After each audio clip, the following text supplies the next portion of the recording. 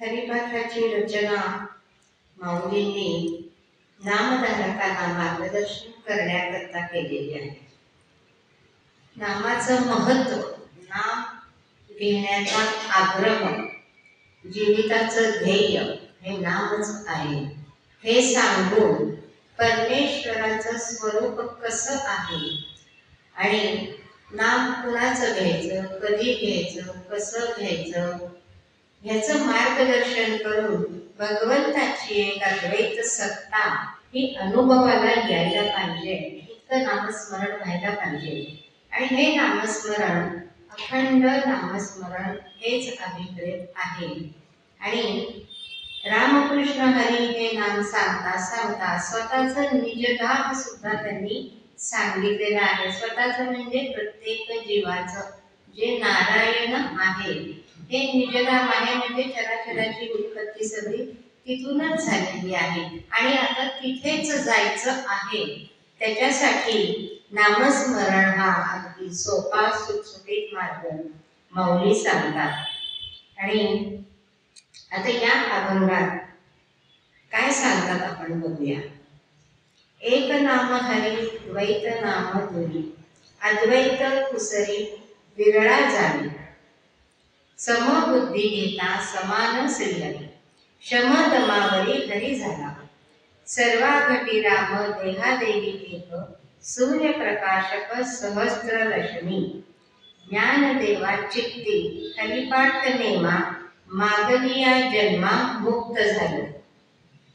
आपण पुढचा जन्म येऊ नये म्हणून म्हणतो, परंतु माऊली मागलिया जन्मा मुक्त झालं म्हणतात. काय आहे तर या अभंगाचं सूत्र म्हणा किंवा काय सांगायचंय तर वैराग्य व संसाराचे मिथ्यत्व आहे. वैराग्य हे सुद्धा मिथ्यत्व आहे आणि संसार हा तर मिथ्याच आहे. समबुद्धीचे तात्पर्य आहे सगुण ध्यानाने शमदमाची प्राप्ती आणि जीवेश्वर भिन्न ठेवून नाम घेणाऱ्यांना त्यांनी मार्गदर्शन केलेलं आहे. म्हणजे जीव शिव समान असंच मानून नामस्मरण करायला पाहिजे असं माऊलींचं म्हणणं आहे. मग अभंगाचा सरळ अर्थ जर बघितला, हरिनाम एक आहे, द्वैत नाम दूर आहे. नामाचे अद्वैत वर्म जाणणारा विरळा आहे. नामस्मरणानेच समबुद्धी प्राप्त होते व त्या समबुद्धीने परमात्मा सर्वत्र सम आहे असा अनुभव येतो व त्या योगे शमदमादी साधतात. सर्व स्थावर जंगम प्राण्यांच्या ठिकाणी एक श्रीहरीच वास करतो. ज्याप्रमाणे सहस्र रश्मी सूर्य सर्व सृष्टीचा प्रकाशक आहे, त्याप्रमाणे एक श्रीहरीच भरला आहे. श्री ज्ञानेश्वर महाराज म्हणतात की माझ्या चित्तात एक हरिपाठाचाच नेम आहे व त्यामुळे मागील जन्मापासून मुक्त झाले. आता याचा गुह्य अर्थ जर घेतला तर पहिल्या चरणात काय म्हणतात, एक नाम हरी द्वैत नाम दुरी, अद्वैत कुसरी विरळा जावी. द्वैत नाम म्हणजे काय याचा अर्थ सांगताना, द्वैत नाम म्हणजे वेदादी शास्त्रे असे होय. एका हरिनामा वाचून जेवढे काही सृष्टीत शब्द आहेत ते द्वैताचा बोध करून देणारे आहेत. त्यामुळे अद्वैत श्रीहरीपासून दूर आहेत किंवा श्रीहरी लांब आहे. त्या शब्दापासून श्रीहरीची प्राप्ती होत नाही. लांब आहेत म्हणजे श्रीहरीची प्राप्ती त्या शब्दापासून होत नाही. ते सर्व शब्द वेदांपासून त्यांच्या वाच्यार्थासह प्रकट झालेले आहेत. शब्दाचा व त्याच्या वाच्यार्थाचा स्वाभाविक संबंध आहे, नित्य संबंध आहे आणि तो सृष्टीच्या व्यवहारानुसार जीवांनीच कल्पिलेला आहे. व्यवहार होण्यासाठीच अर्थ कल्पिलेला आहे. आता हे शब्दाची उत्पत्ती कशी आहे? शब्द आकाशापासून निर्माण झालेले आहेत. वेद कुठून निर्माण झाले तर भगवंतांनी स्वमुखाने सांगितलेले. त्याला उत्पत्ती किंवा हे असे कोणी निर्माण केले तसे नाहीये. प्रत्यक्ष भगवंतच वेद आहे आणि भगवंताचं स्वरूप कळण्याकरता वेदांची निर्मिती भगवंतांनीच केलेली आहे. मग शब्द आकाशापासून तयार झालेले आहेत. मग व्यवहारातल्या शब्दांना आपण शब्द बोलतो, ही खुर्ची आहे, हे टेबल आहे, त्याचा अर्थ आपल्याला कळावा म्हणून व्यवहार व्यवस्थित होतो. मग हे शब्द कसे आहेत तर हे शब्द 3 प्रकारचे आहेत: लौकिक, अलौकिक आणि अभावरूप. मग लौकिक शब्द म्हणजे काय तर घट, पट, मनुष्य, वृक्ष, पाषाण असे मृत्यू लोकात म्हणजे जिवंतपणी मनुष्याच्या ज्ञानाने कळणाऱ्या पदार्थवाचक शब्दांना लौकिक शब्द म्हटलेले आहेत. आता अध्यात्माचा अभ्यास करणारे बरेच जण अगदी म्हणतात की माझा लौकिक अर्थाने प्रपंच संपला आहे, म्हणजे वयाची अमुक एक मर्यादा ओलांडली म्हणा किंवा संसारातील जबाबदाऱ्या संपल्यात म्हणा, त्यावेळेला व्यक्ती म्हणजे लौकिक अर्थाने माझा प्रपंच संपला आहे, म्हणजे तो मनुष्याने अर्थ कळावा म्हणून हा शब्द आहे, त्याला लौकिक शब्द म्हटलेले. त्यानंतर मेल्यावर परलोकात ज्ञात होणाऱ्या पदार्थांच्या वाचक शब्दांना अलौकिक शब्द म्हणतात. म्हणजे इंद्र, स्वर्ग असे जे शब्द आहेत त्याला अलौकिक म्हणतात. किंवा अध्यात्माचं ज्ञान झालं तर अलौकिक ज्ञान प्राप्त झालं असा शब्द वापरला जातो. आणि तिसरं असं आहे की पदार्थाचे अस्तित्व नाही असा बोध करून देणाऱ्या शब्दांना अभाववाचक शब्द म्हणतात. म्हणजे शब्द आहे पण त्याच्यात अर्थाचं अस्तित्वच नाही असा जो बोध करून देतो त्या शब्दांना अभाववाचक शब्द म्हणतात. किंवा प्रागभाव किंवा प्रध्वंसाभाव असे शब्द वापरले जातात. वाचारंभण विकारो नामधेयम मृत्तिकेत्येव सत्यम. म्हणजे ज्याप्रमाणे उदाहरणार्थ कसं दिलंय की ज्याप्रमाणे मातीचे घडे आहेत आणि मातीचे घडे वगैरे हे माती वाचून स्वतंत्र वस्तू नसतात, त्यातील माती जर काढली तर त्याच्यात काही राहतं का? काहीच राहत नाही. त्या सर्वात माती ही वस्तूच खरी असते, घडे वगैरे कार्य नुसतेच नाम मात्र असते.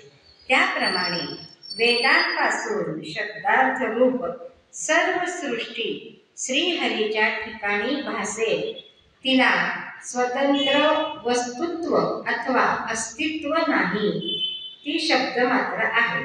म्हणून सृष्टीविषयी सत्यबुद्धी सोडून देऊन विषयासक्ती सोडावी असे वेदांत शास्त्र सांगते. म्हणजे उदाहरणार्थ दोरीला साप समजले, तो साप खरा आहे का, सर्प आहे का? नाहीये. तसं वेदापासून शब्दद्वारा सृष्टी निर्माण झाली, ती वेदांतानुसार काल्पनिक आहे, ती अस्तित्वातच मुळी नाही.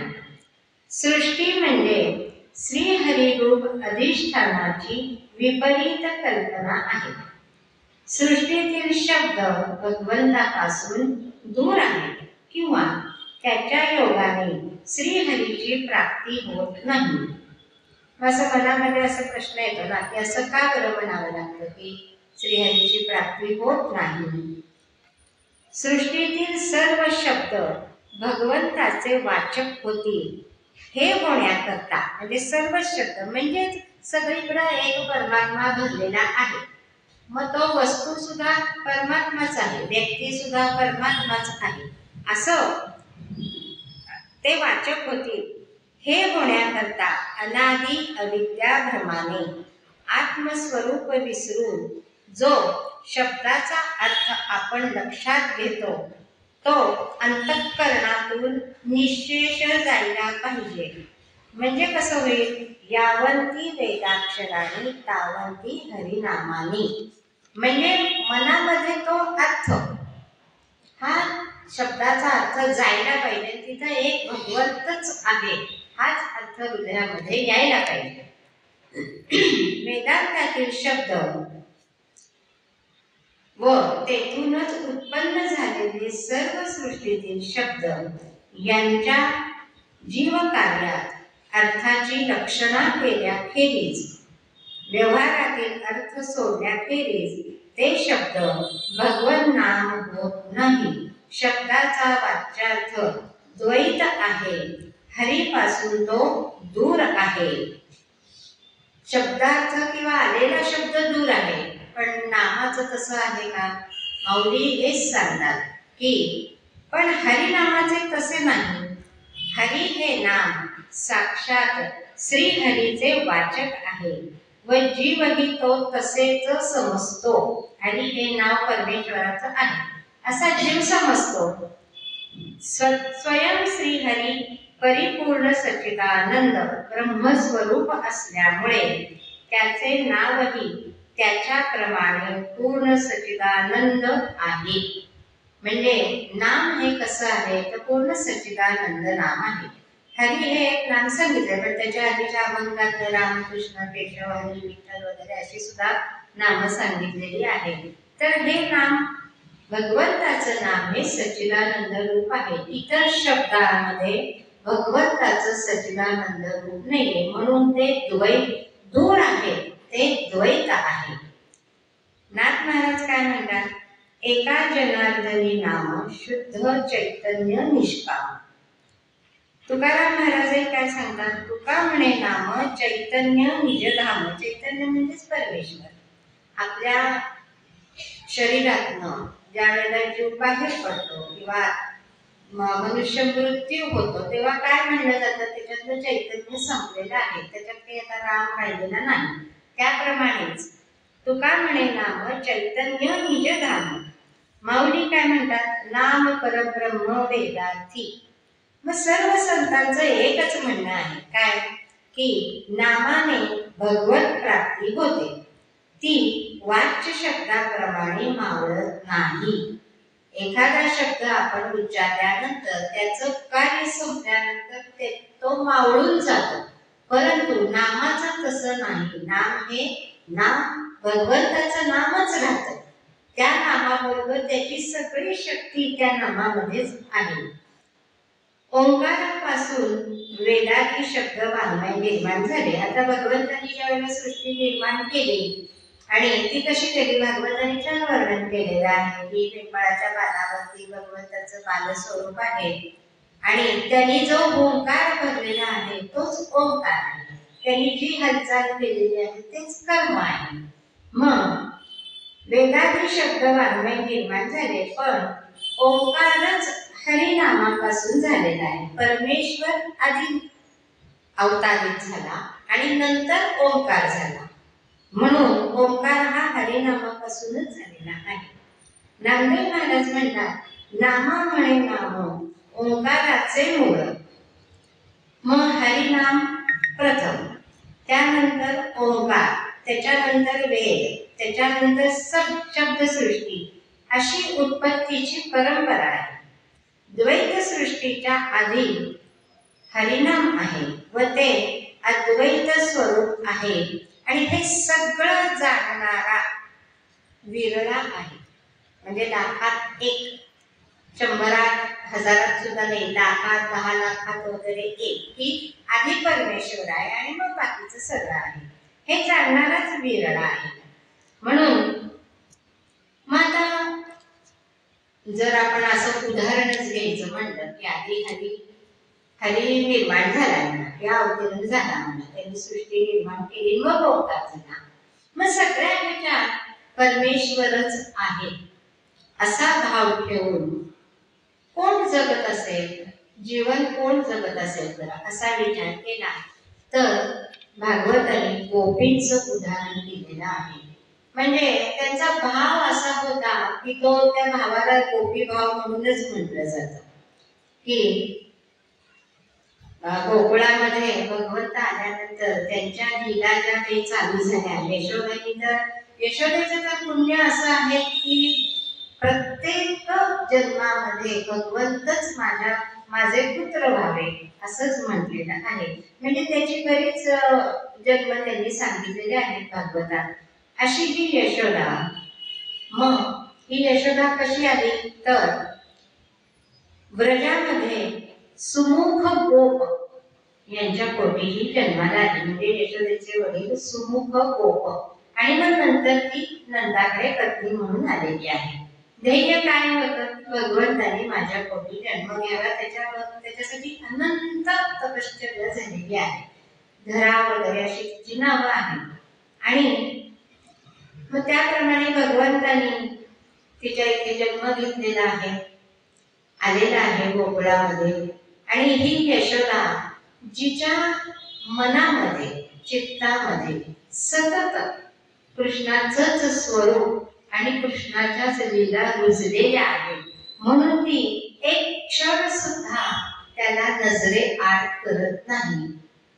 त्याचप्रमाणे तिथल्या गोपी, ज्या गोपी आहेत त्या इतकी त्यांना ज्ञान प्राप्त झालं की हा जो गोपाळ आहे किंवा श्रीकृष्ण आहे हाच एक परमेश्वर आहे, बाकी दुसरं काहीही नाही. म्हणून नित्यकर्म सुद्धा त्या विसरलेल्या आहेत की ह्याला पाणी म्हणायचं, ह्याला दूध म्हणायचं, किंवा असे जे वाच्यार्थाने येणारे शब्द आहेत त्याला सुद्धा त्या गोविंद घ्या, गोपाळ घ्या असंच म्हणतात.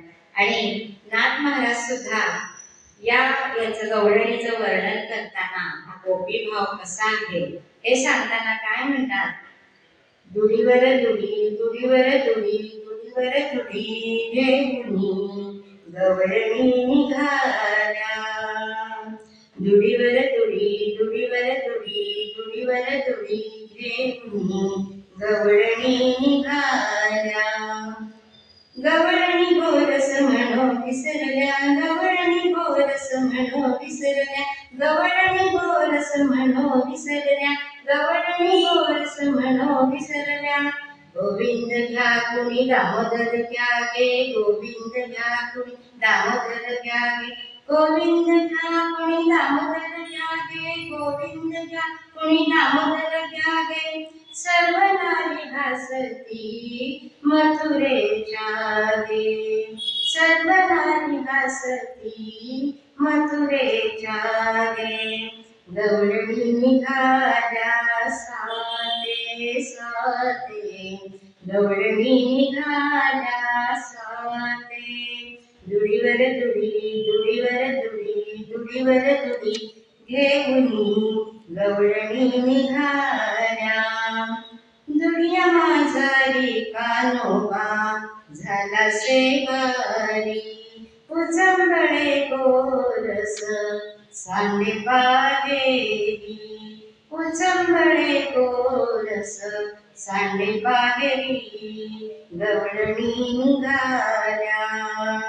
दुडीवर दुडी, दुडीवर दुडी, दुडीवर दुडी घेऊनी गवळणी निघाल्या. एका जनार्दनी समरस गवळणी, एका जनार्दनी सबरस गवळणी. ब्रह्मानंद रस मारे मारी, प्रेमानंद रसमय म्हणू लागल्या. दुडीवर दुडी, दुडीवर दुडी, दुडीवर दुडी घेऊनी गवळणी निघाल्या. नाथांची ही गवळण जी आहे ते त्यांना प्रत्यक्ष दिसलेलं आहे आणि त्यानुसार ह्या गवळणी केलेल्या आहेत, रचलेल्या आहेत. भाव कसा सांगितलेला आहे की दही दूध घेऊन मथुरेच्या बाजाराला निघालेली ही गवळण काय म्हणते की गोविंद घ्या, त्या दुधाला गोरसाला दूध किंवा गोरस न म्हणता गोविंद घ्या, गोपाळ घ्या, दामोदर घ्या आणि हसतात, म्हणजे ह्या नामाचा आनंद घेतात. त्या मथुरेला चाललेल्या आहेत त्या. आणि काय वर्णन करतात की ह्या दुडी म्हणजे ह्या वरती ज्या काही कासंडी म्हणा किंवा जे आहे ज्याच्यात दूध आहे त्याच्यात काय आहे तर कानोबा आहे माझा. हा कानोबा जड झालाय आता आणि तो जो आत आहे तो आत गेल्यामुळे रस बाहेर पडतो आहे. कसला रस आहे हा? आनंद रस आहे आणि हा बाहेर पडतो आहे. आणि हा गोरस जसा जसा चालताना उत्सव पडतोय तसा तसा तो गोरस म्हणजे आनंद बाहेर सगळीकडं पसरत आहे. म्हणून नाथ महाराज काय म्हणतात, अशा या गवळणी त्या गोविंदाशी दामोदराशी समरस झालेले आहे. रस कुठला आहे? आनंद रस आहे. कारण त्या भावातच आहे. परमेश्वराचं श्रीकृष्णाचं जे रूप आहे किंवा अवतार आहे ते आनंद स्वरूपच आहे. म्हणून समरस झाल्याने परमेश्वरही आनंदी आहे, त्याही आनंदी आहेत. आपण प्रपंचामध्ये भगवंत वेगळा ठेवतो आणि आपलं फक्त दुःख त्याला सांगायला जातो. तशा या गोपी नाही. आनंद भगवंताचा आनंद स्वरूप त्या म्हणजे आनंदानेच बघताय आणि असा हा आनंद आहे. म्हणून त्या समरस झालेल्या आहेत. ब्रह्मानंद जो काही ब्रह्मानंद मिळतोय त्याला मर्यादाच नाहीये, तो मर्यादा आहे. आणि हा रसमय परमेश्वर कसा आहे, रसो वैसा, हा रस या गोपींनी प्यायलेला आहे. आणि म्हणून नाथ महाराजांना सुद्धा ही गवळण करण्याची बुद्धी म्हणा किंवा मोह म्हणा भगवंताचं स्वरूप सांगायचा झालेला आहे. मग हे गोपी भाव काय सांगतो तर पहिल्या चरणात ज्या म्हणतात, एक नाम हरी द्वैत नाम दुरी, त्यांच्या जवळच, जवळ म्हणजे त्याच भगवंतमय होऊन गेला तर दुसरा भगवंतच नाही तिथे.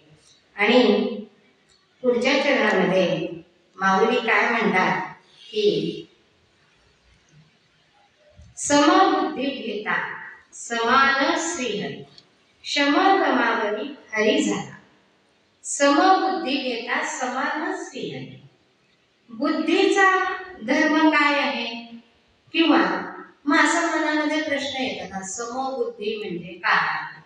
आपण जी बुद्धी म्हणतो सम विषम अशी काही असेल का? तर समबुद्धी म्हणजे काय? वास्तविक पाहता आत्मस्वरूपाचे ठिकाणीच स्थिर होणे हा बुद्धीचा स्थायी भाव किंवा स्थायी धर्म आहे. पण बुद्धी मन व इंद्रियांच्या स्वाधीन झाल्यामुळे नावडणाऱ्या विषयी राग द्वेष आणि आवडणाऱ्या विषयी प्रेम लोभ हे असे उत्पन्न होतात. मन व इंद्रिय यांच्या तावडीतून बुद्धी मोकळी झाली असता ती सम होते. कशी सम होते तर मन आणि इंद्रिय यांच्या तावडीतून ती सुटायला पाहिजे बुद्धी, तेव्हाच ती सम होते. सर्व घोटाळा करणारं मनच एक आहे. मग समबुद्धीने सर्वत्र सम असलेला समरूपाने असलेला श्रीहरीच घेतला जातो. म्हणजेच सगुण व निर्गुणात श्रीहरी सम आहे. म्हणून निर्गुणाचीच उपासना श्रेष्ठ, सगुणाची उपासना कनिष्ठ असं काहीही नाही. कमी जास्तपणा किंवा विषमपणा हा गुणांच्या कमी जास्तपणावरच अवलंबून असतो. सृष्टी त्रिगुणात्मक आहे म्हणून तीत म्हणजे त्या सृष्टीत सत्व रज तम असे सर्वत्र सारखे नाही, ते विषम आहे. म्हणून सृष्टीत विषमपणा आहे. दैत्य दानव हे सुद्धा सृष्टीचंच एक रूप आहे ना, मग त्याच्यात तामसीपणा जास्त आहे. साधू संत सज्जन ह्याच्यात सत्व जास्त आहे. जे राजाचे लोक आहेत किंवा प्रापंचिक लोक आहेत त्याच्यात रजस हा गुण जास्त आहे. म्हणून विषमता सगळीकडे दिसते. पण त्रिगुणरहित परमेश्वराच्या निर्गुणपणा म्हणजे स्वरूपात गुणच नसल्यामुळे ते समच आहे. म्हणून त्रिगुणरहित सच्चिदानंद षड्गुणैश्वर्य संपन्न सगुण साकार आणि साकार स्वरूपातही सच्चिदानंदादी गुण कमी जास्त नसून सर्वत्र सारखा आहे. त्याच्याकडे हे त्रिगुण नाहीच आहेत ना, त्यामुळे तो समान आहे आणि अणुरेणू तो व्यापून आहे. अशा रीतीने परमेश्वराची सगुण व निर्गुण जी काही उपासना म्हणा रूपे म्हणा ही समच आहे. जीवाला त्याच्या अंतःकरणातील रागादी दोषामुळे परमात्मा विषम वाटतो. ज्यांनी इंद्रिये व मन यांना शमदमाने आपल्या स्वाधीन केले अशा भक्तांना परमात्मा ही सर्वत्र समज अनुभवाला येते. मग शमदम काय आहे? शमन आणि दमन, इंद्रिय मन यांच्याशी निगडीत ही उपासना आहे. ऋषी वगैरे हे सर्वजण करतात. काही वेळेला आपण सुद्धा अगदी थोडा वेळ का होईना याचा वापर आपण करतो. कसा करतो? चार ठिकाणी असल्यानंतर एखादी दुःखद बातमी आली तर वातावरणाचा विचका करायला नको, हे नको म्हणून आपण मन आवर्त घेतो, दमन करतो त्या भावनेचं, आणि असं व्यवहारातही केलं जातं. परंतु भगवंताला प्राप्त करायचं असेल तर इंद्रिय आणि मन ताब्यात ठेवायला पाहिजे, म्हणून शमदमाची उपासना केली जाते. मग हे आवश्यक का आहे? शम आणि दम ही उपासना आवश्यक का आहे? तर इंद्रिये सर्वस्वी मनाच्या स्वाधीन. कसं आहे बघा, इंद्रिय आणि मनाच्या स्वाधीन आहे. आता मन म्हणतं कंटाळा आला, आज प्रवचनाला नकोच जायला. मन असं म्हणतं जाऊ दे, काय माऊली सांगतात नाम घ्या नाही घ्या, जाऊ दे आज आता नकोच जायला. आपलं सिरियल चांगली लागली असेल कुठली तरी, काहीही कारण नसतं पण कंटाळा येतो. आणि दुसरं मन काय म्हणतो? नाही जायलाच पाहिजे. संध्याकाळची तर वेळ आहे, 1 तास तर जातो आपण, दिवसभर घरातच असतो, सिरियल काय सतत चालूच असतात. इंद्रिय आणि मन ह्याच्यामध्ये सतत झगडा चालूच असतो. म्हणून इंद्रिय सर्वस्वी मनाच्या स्वाधीन आणि मन इंद्रियांच्या स्वाधीन असल्यामुळे दमाशिवाय शम साधत नाही. वासना दमन केल्याशिवाय शमन होत नाही. नाही अखंड रामदास स्वामींची एक गोष्ट आहे की त्यांना खिरीची वासना झाली, वासना प्रबळ झाली. रामदास स्वामींची ही गोष्ट आहे, म्हणजे त्यांचं दमशमाधीचं किती पराकोटीला पोचले असते. परंतु अशी एक वासना झाल्यानंतर खीर खाल्ली, थोडी खाल्ली नाही, खीर खायची आहे का यथेच्छ खीर खाल्ली, अगदी घशाशी येईपर्यंत खीर खाल्ली. आणि परिणाम काय झाला? उलटी झाली. उलटी झाल्यानंतर तीच खीर उलटी झालेली परत खाल्लेली आहे. का? तुला खीर खायची ना. शमन आणि दमन, इंद्रियांना इच्छा झालेली होती की खीर खायची आहे, मग दमन करायला पाहिजे. मग संतांचं ही शमदमादी खूप प्रगल्भ असतं आपल्या प्रपंचात. आपण मात्र या उपासनेचा अवलंब अगदी क्षणिकच करतो आणि तो व्यवहारापुरताच केला जातो. शमदमाची उपासना ही भगवंत प्राप्ती करता करायला पाहिजे. मग इंद्रिय सर्वस्वी मनाच्या स्वाधीन व मन इंद्रियांच्या स्वाधीन असल्यामुळे दमाशिवाय शम साधत नाही. एकाचा बळजबरीने विरोध केला तर दुसरे खवळते. बुद्धी आणि इंद्रिये व मन, बुद्धी ही इंद्रिय व मन यांच्यात तावडीतून सोडून आत्मस्वरूपाचे ठिकाणी स्थिर करणे म्हणजे समबुद्धी आहे. इंद्रिय आणि मन यांच्या तावडीतून बुद्धी काढायला पाहिजे. मग काय होतं? एकाचा जर बळजबरीने विरोध केला तर दुसरे खवळते. म्हणजे काय? अगदी याचं उदाहरण जर द्यायचं म्हटलं, आपल्या जवळचे कोणी नातेवाईक वारल्यानंतर आपल्याकडे कशी पद्धत आहे की त्याच्या आवडीचं एखादं काहीतरी सोडलं जातं पदार्थ, आणि मग सोडला गेल्यानंतर अगदी त्यावेळेला मन अगदी ह्याच्यात असतं की नाही आपल्यासाठी एवढं केलेलं आहे, त्यांना हे आवडत होतं, आपण दुधाचे पदार्थ सगळे आपण सोडून देऊ. त्यांना बर्फी आवडत होती, पेढे आवडत होते, म्हणून पदार्थ सोडला जातो. आणि आपले सण हे 12 महिन्यातले सण आहे. प्रत्येक महिन्याला एक सण आहे. प्रत्येक महिन्यात एक काही वेळेला 2 सुद्धा असतात. गोड हे होतच होतं. मग आता काय करायचं? पाडवा आला, श्रीखंड झालं घरामध्ये, विचार मनात काय करतो? अगो हे श्रीखंड झाले पण मी सोडलंय ना, मला खायचं नाहीये ना. किती दुःख आहे त्याच्या मागे ना, की मला खायचं नाही, मी सोडलंय ना, मला नाही ते खाताना. का मग तू पुरणपोळी वगैरे दुसरं काहीतरी करायचं होतंस ना. मन आणि इंद्रिय ह्याच्यातनं बुद्धी बाजूला जायला पाहिजे आणि ती परमेश्वराच्या ठिकाणीच स्थिर व्हायला पाहिजे. आणि हे कशाने जमतं तर नामस्मरणाशिवाय हे जमतच नाही. ज्या वेळेला आपल्या जिभेला, मनाला, बुद्धीला, हृदयाला, सर्वांगाला, पराकष्टी वैखरी मध्यम सगळ्यांना ज्या वेळेला नामाची सवय, पहिल्यांदा सवय लागायला पाहिजे आणि मग त्यातली गोडी आपल्याला कळायला लागेल आणि मग सच्चिदानंद स्वरूप आपल्याला नामामुळे कळायला लागेल. म्हणून शमदम साधना ही तेवढीच महत्वाची आहे आणि नामस्मरणाने ती साधली जाते. तुकाराम महाराज म्हणतात, शमदम साधन नामा वाचून न करी जाण. नाथ महाराज म्हणतात, योगी विषय त्यागिती, त्यागिता देह दुःखी होती. आणि भक्त काय करतात, भक्त भगवंती अर्पिती तेने होती नित्यमुक्त. भगवत नाम हे भक्ती मार्गाचं एक साधन आणि साध्य दोन्ही आहे ना. मग भक्त काय करतो, परमेश्वराच्या ठिकाणी ते अर्पित करतो. योगी काय करतो, त्याचं शमदमादी नियमन करायला जातो, परंतु देहाला दुःख व्हायला लागतं. आपण जर बघायला गेलं तर आपल्याला पद्मासन सुद्धा घालता येत नाही. देहाला त्रास होतो. मग ही साधना होणार कशी, होऊ शकत नाही. म्हणून सोपं काय आहे की भगवंताचं नाम घ्या आणि भगवंतालाच सर्व अर्पण करा. एक कंडू म्हणून मुनी होते,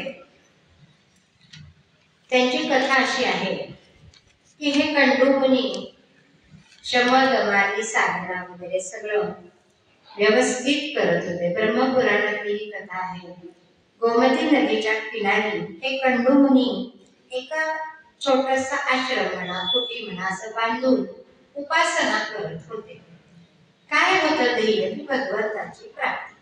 आणि उपासना चाललेली होती.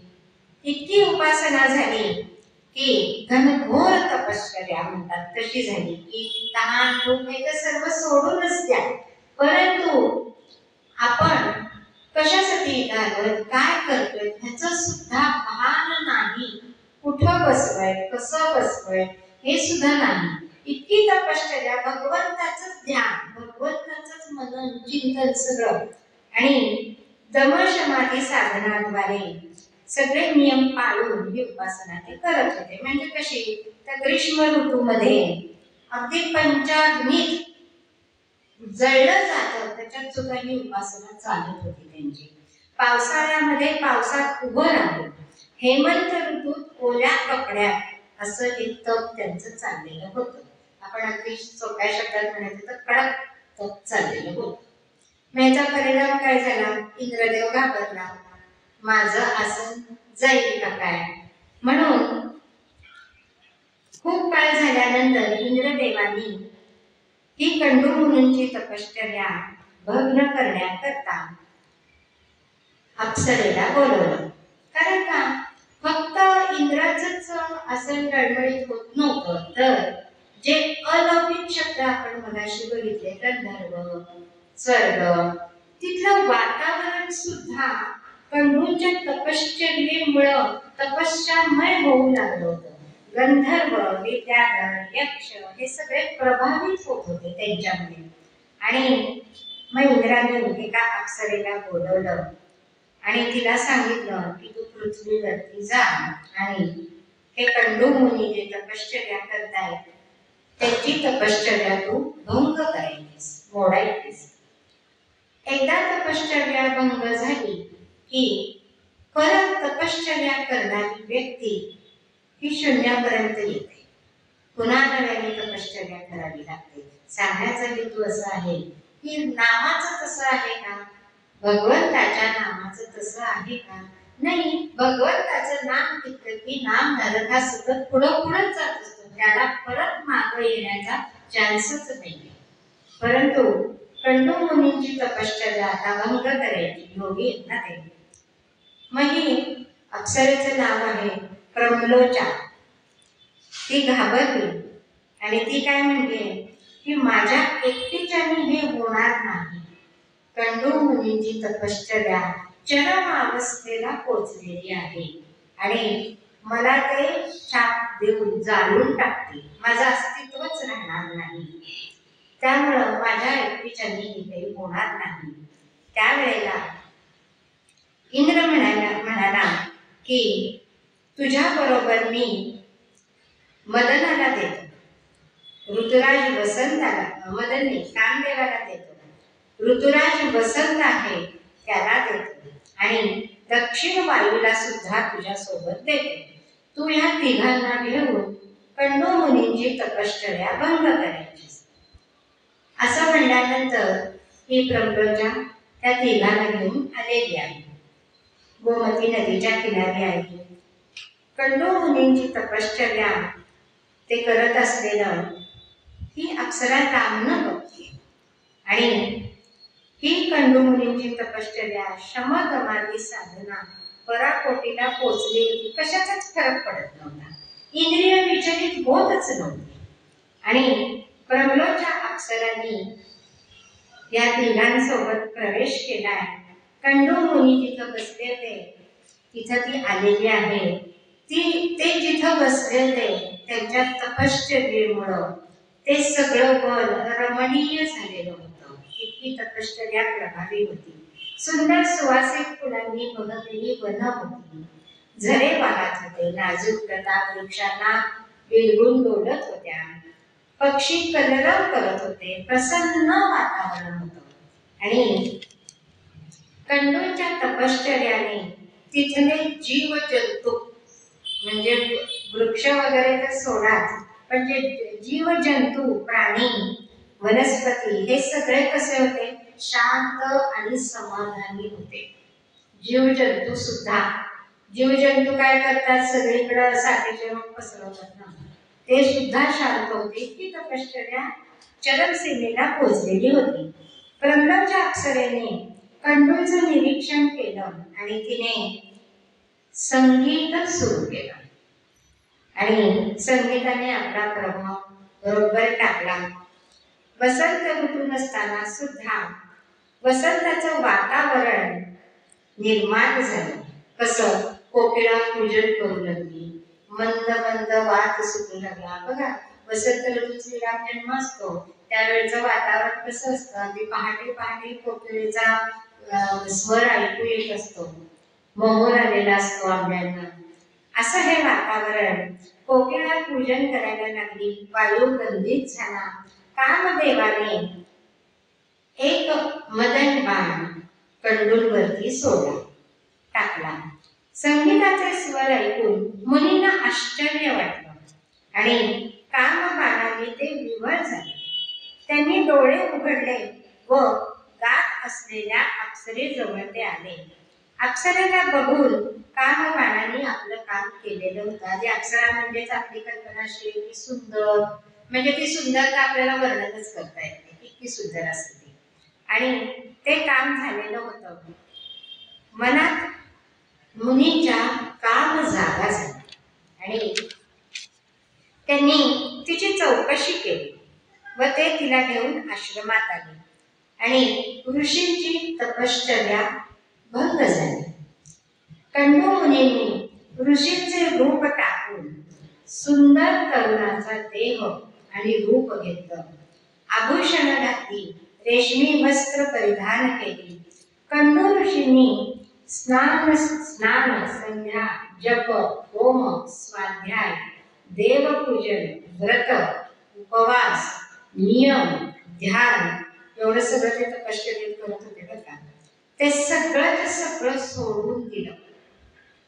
दमशम साधना लयाला गेली आणि ते स्वत्व विसरले.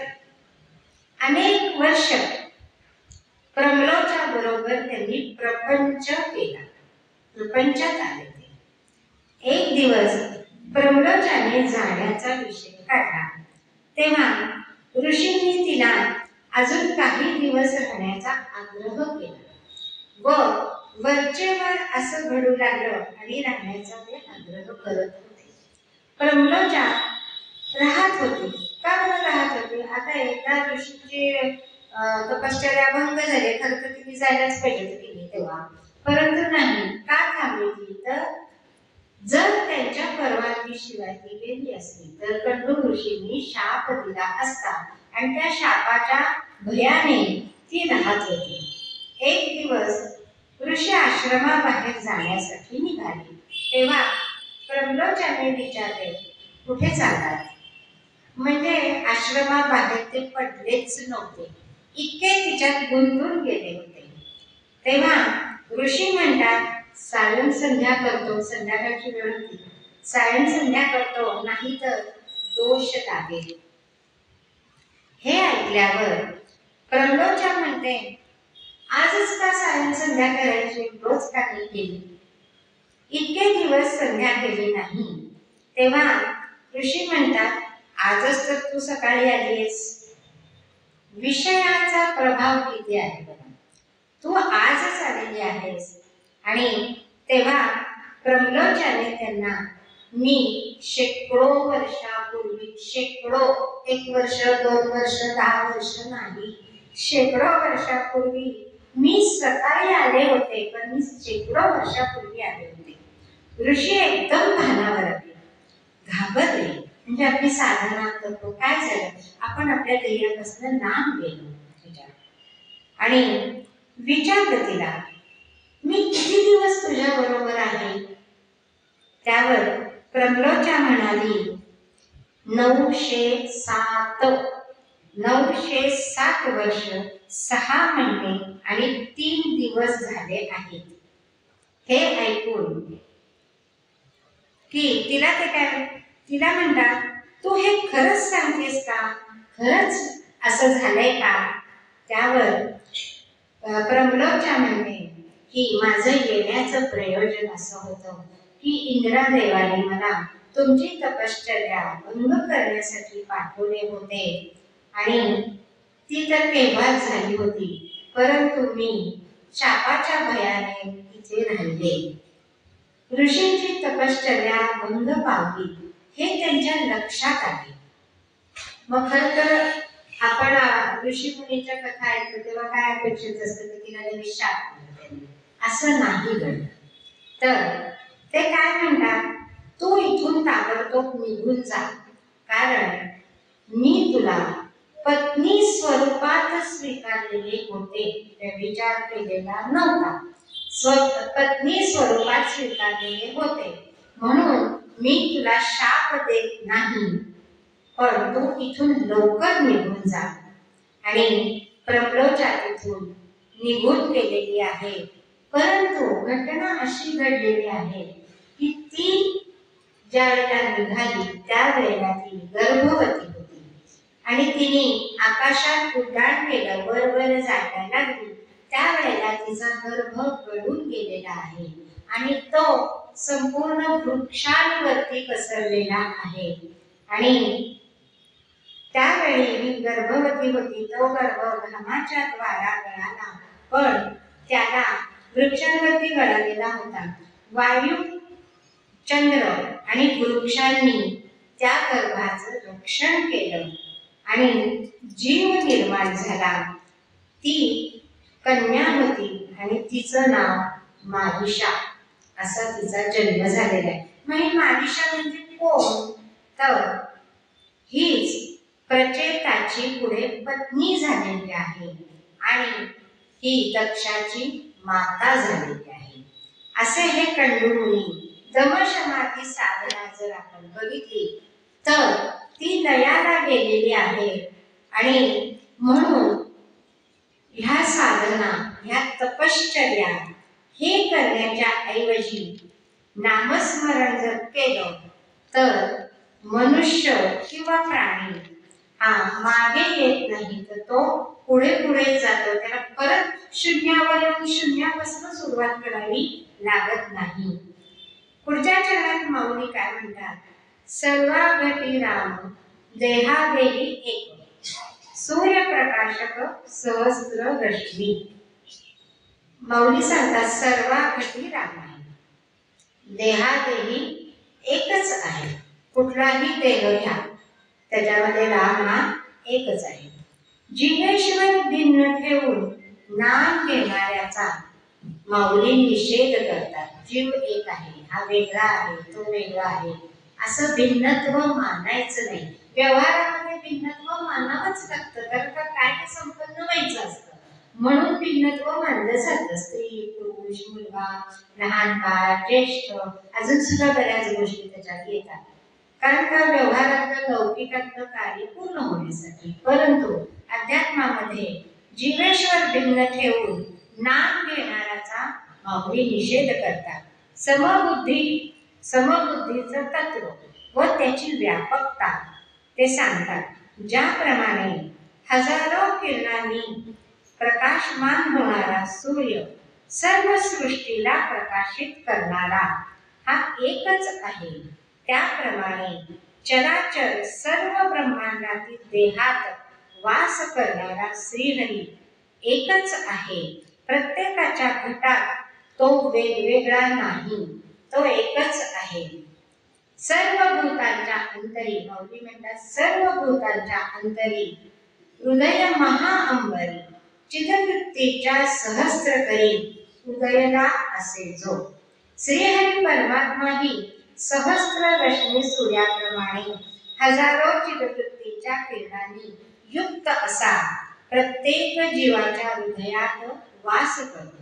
यावरून माऊली असे सुचवतात की सर्व देहात श्रीहरी एक असून त्याचीच दुसऱ्या वाचून एक अद्वैत सत्ता असल्यामुळे, दुसऱ्या वाचून दुसरे कोणाच नाही, त्याच्यात अद्वैत सत्ता असल्यामुळे नामस्मरण करताना आपल्याला श्रीहरीहून व श्रीहरीला आपल्याहून निराळे मानून नामस्मरण करणे योग्य नव्हे. सल्ला देतात आपल्याला. जीवाने आपले स्वतंत्र अस्तित्व न बाळगता भगवान नामस्वरूप होऊन राहिले पाहिजे. म्हणजे श्रीमंताने मी श्रीमंत आहे, मी हे काम करणार नाही, ह्या ज्या काही गोष्टी व्यवहारातल्या आपण सगळीकडे बघतो, ते तसं न मानता सर्वांच्या गती एकच राम आहे, एकच परमेश्वर आहे. म्हणजेच ते जे चैतन्य आहे ते चैतन्य म्हणजेच परमेश्वर आहे, असंच माऊलींना सांगायचं आहे.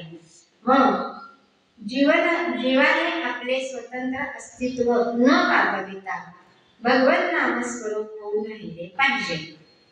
आपल्याला हे उदाहरण माहितीच आहे की नाथ महाराजांनी आणलेली गंगा काशीहून वाळवंटात, म्हणजे वाळूत तापलेल्या उन्हात ते गाढव तळमळत होतं, आणि खरं जाऊन तर त्याची पूजा करायला पाहिजे होती, सोहळे करायला पाहिजे होते. परंतु तर ते न करता ते गंगे झाडलेले पाणी त्या गाढवाच्या मुखात घातलेलं आहे. सर्वांसाठी राम एकच आहे, हेच त्याचं उदाहरण आहे. माऊली म्हणतात की, माऊली पुढच्या चरणात म्हणतात, ज्ञानदेवा चित्ती हरिपाठ नेमा. खात्रीच देतात आपल्याबद्दल सुद्धा, मी हे केलेलं आहे आणि म्हणून तुम्हाला सांगतो. ज्ञानदेवा चित्ती हरिपाठ नेमा मागिली या जन्मा मुक्त झालो. थोडीशी ओढ प्रथम दर्शनी आपल्याला अशी वाटते की मागचा जन्म, आता या जन्मात तो जन्म टाकून आलो ना आपण आता, मग त्याची कशी मुक्ती? त्यात मागली या जन्मा मुक्त झालो.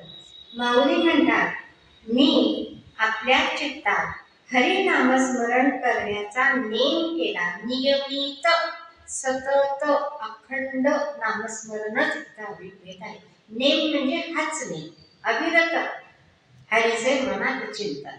तसं हरी नामस्मरण करण्याचा नेम केला व त्यामुळे या पुढील जन्माला मुकलो इतकेच नाही, तर मागील म्हणजे या जन्मामागील जितके जन्म झाले होते त्यालाही मुकलो. म्हणजे संचित भोगायला आपण येतो, प्रारब्ध संचित, ते संचितच सगळं मागच्या मागे जिरून गेलं, नाहीसं झालं नामस्मरणाने. म्हणून मागचे जन्म गेले, नाही तर या एका जन्मात एवढं प्रारब्ध भोग भोगायचे आहे. उर्वरित कर्म केलेले त्याचं कुठं आपल्याला माहिती असतं, मग ते कधीतरीच येतं भरती. मग हे तर मी केलं नव्हतं, काय रे माझ्या कर्म आहे, कसं काय माझ्या नशिबी आलं, असे बोल आपल्या तोंडून येतात. म्हणून माऊली काय सांगतात की मागचे हे जन्म, जितके जन्म झाले त्यांनाही मुकलो. म्हणजे काय स्थिती परिस्थिती, जीवाची स्थिती कशी निर्माण झाली. माऊली सांगतात की मी कधी जन्मलो नाही, हाच वेदांत आहे. मी कधीच जन्मलो नाही. आपण ही कल्पनाच आहे आपली की आपण जन्मलो, मेलो, आलो, ही कल्पना आहे. मग जन्मलो नाही, जन्मत नाही आणि जन्मणार नाही असा मी कसा आहे? अजन्म आहे. मग अजन्मा कोण आहे? परमेश्वरच अजन्म आहे. भगवंतच अजन्म आहे. त्याला जन्म नाही, मृत्यू नाही, काहीच नाही. असा अनुभव मला आला असं माऊली सांगतात की हा अनुभव मला कशामुळे आला? नामस्मरणाने आला. ते नामस्मरण कसं होतं? नेम होता. अखंड नामस्मरण हाच नेम होता, नियमित. आणि पुढे म्हणतात आता मी मुक्त झालो असे नाही, तर अनादी मुक्तता आहे. म्हणजे मी कधी बद्धच नव्हतो, तर मुक्त कसा होणार? मुक्त कसं व्हायचं? मी बद्धच नाहीये, तर मुक्त कसा होणार? म्हणून मला मुक्तीही नाही, मी नित्य मुक्त आहे व नित्य निरुपाधिक आहे असाच अनुभव आला. आणि असा याचा हा अर्थ आहे. भगवंत अर्जुनाला काय म्हणतात की तू माझं ऐकणार नाहीस काय? तर तरी नित्य मुक्त अव्यया तू आहासी ते होवो निवाव, देह संबंधाचा घाव वाजेल अभी. जर तू हे मानलं नाहीस तर देहावरती त्याचे दुःख, देहाचं दुःख ते तू तुझ्या अंगी वागवशील. मुळात जीव नित्यमुक्त ब्रह्मस्वरूपच आहे. नित्यमुक्ताला जन्म कुठले आले? मागील, वर्तमान, भविष्य आणि जन्म हे नाहीच आहे. वेदांतात मुक्ती ही त्रैकालात्मिक मानलेली आहे. म्हणजे आधी, आता आणि पुढे. वेदांतात मुक्ती ही त्रैकालिक मानली आहे. ज्याला मी उपाधीने बद्ध नाही असा अनुभव आला तोच खरा मुक्त, त्यालाच खरे अद्वैत प्राप्त झाले, किंवा तोच खरा अद्वैत स्वरूप झाला. अज्ञान उपाधीच मुळे नाही म्हणून मी कधी बद्ध नाही असा अनुभव येतो. नाथ महाराज म्हणतात प्रपंच मुळी झाला नाही, हे कळले ज्याच्या ठाई, तोच देही विदेही निर्स्तो पाही पाही एकू. म्हणजे हा प्रपंच, परमार्थ हे काहीच नाहीये, ही सगळी कल्पना आहे असं माऊली म्हणतात. तो त्यांचा अधिकार आहे आणि हे नियमित अखंड नामस्मरणाचंच फळ आहे. गुलाबराव महाराज काय म्हणतात? पाहुनिया डोळा सगुण सावळे, विषय सोहळे लया जाते, मोकळी इंद्रिये न पाहती विषय. मोकळी म्हणजे जी बद्ध नाही ती, म्हणजेच जीवात्मा मुक्त आहे अशी. मोकळी इंद्रिये न पाहती विषय, झाला क्षयरोग वासनेचा. वासना कुठून येणार ना? ज्याची इंद्रिय मुक्त आहे, मोकळी आहे, विषयासक्त नाहीये, त्याला विषय कसे बरं? त्या वासनेलाच क्षयरोग होतो असं गुलाबराव महाराज म्हणतात. प्रेमयुक्त व ध्यानयुक्त नामस्मरण अखंड झाल्यास भगवत साक्षात्कार होऊन भगवंताशी ऐक्य होते व भगवंताचे अविनाशी धर्म नामधारकाच्या हे अनुभवायचं. एका नामधारक काय म्हणायचं त्याला? तर तो नाम घेतो म्हणून नामधारक. धारणा, हृदयामध्ये धारण केलेलं आहे नाम, रामाचं असो, कृष्णाचं असो, कशाचंही असो, तर त्याचा अनुभव कसा येईल? तर साक्षात्कार होतो. ते नाम कसं पाहिजे? प्रेमयुक्त, ध्यानयुक्त, अखंड झाल्यास हा अनुभव येईल असं माऊली आपल्याला सांगतात. आणि आता आपलं काय होतं? तर वेळ आहे म्हणून थोडंसं गमतीदार. आपण काय म्हणतो? दोन मैत्रिणी सकाळचं वॉक घ्यायला चाललेल्या आहेत. आता हल्ली फिरण्याचं हे आहे, कारण कामं कमी झालेली आहेत, यंत्र आलेली आहेत. मग चालणं हा एक चांगला व्यायाम, सकाळचा चांगला व्यायाम आहे. म्हणून दोघी मैत्रिणी रोज फिरायला जातात. एक दुसरीशी म्हणते, काय बाई, एक करायला गेलं की एक राहूनच जातं बाई. फिरायला यायचं म्हटलं तर सकाळचं जी साखर झोप आहे तीच जाते.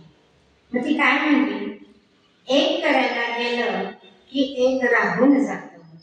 सकाळी फिरायला गेलं की साखर झोपेचं सुख जातं. विनोदाने घ्या बरं का. शांततेनं पेपर वाचू लागले तर पूजा प्राणायाम राहून जातो. दोन्ही साधायचा प्रयत्न केला तर नाश्ताच राहून जातो. धावपळ करत सगळं केलं तर आनंदच जातो. विनाकारणच जीव शिवून जातो. डायरेक्ट केलं तर चमचमीत खाणं राहून जातं. एक करायला गेलं की एक राहून जातं. नोकरीसाठी कुटुंब सोडायचं नाही, पण कुटुंबासाठी नोकरी हवी. दोन्ही सोडायच्या विचाराने भीती वाटायला लागते. पुढं कसं होईल ना, भीती वाटायला लागते. एक एक करायला गेलं की एक राहून जातं. लोकांचा विचार करता करता मन दुखावतं. मनासारखं वागायला गेलं तर लोक दुखावतात. एक करायला गेलं की एक राहून जातं. घाई गडबडीने गेलं तर सामान विसरते. सावकाश गेलो तर उशीर होण्याची भीती वाटते. सुखात असलो की दुःख संपत नाही. दुःखात असलो की सुख फिरकत नाही. एक करायला गेलं की एक राहून जातं. म्हणजे बाळ जन्मल्याबरोबर त्याच्या रडण्यात आनंद आहे आणि कित्येक वर्षांनी आपुलकीची माणसं, प्रिय मैत्रिणी किंवा जी स्नेह करणारी आहेत ती भेटल्यावर आनंदातही रडणेच आहे. एक करायला गेल्यावर एक राहून जातं. परंतु सगळ्यांना सज्जनांनो, नामस्मरण करता करता काहीच राहून जात नाही. द्वैत आणि अद्वैत याची लांबी दूरी ही निघून जाते. हेच माऊलींनी आताच्या अभंगात आपल्याला सांगितलेलं आहे. हे सांगून झालेली प्रवचन सेवा सद्गुरूंच्या चरणी अर्पण करते. जे चुकलं आहे ते माझं आहे, जे चांगलं आहे ते सद्गुरूंचं आहे.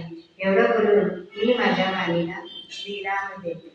सदा सर्वदा योग तुझा घडावा, तुझे कारणी देह माझा पडावा. उपेक्षू नको गुणवंता अनंता, रघुनायका मागणे हेची आता. जय जय रघुवीर समर्थ.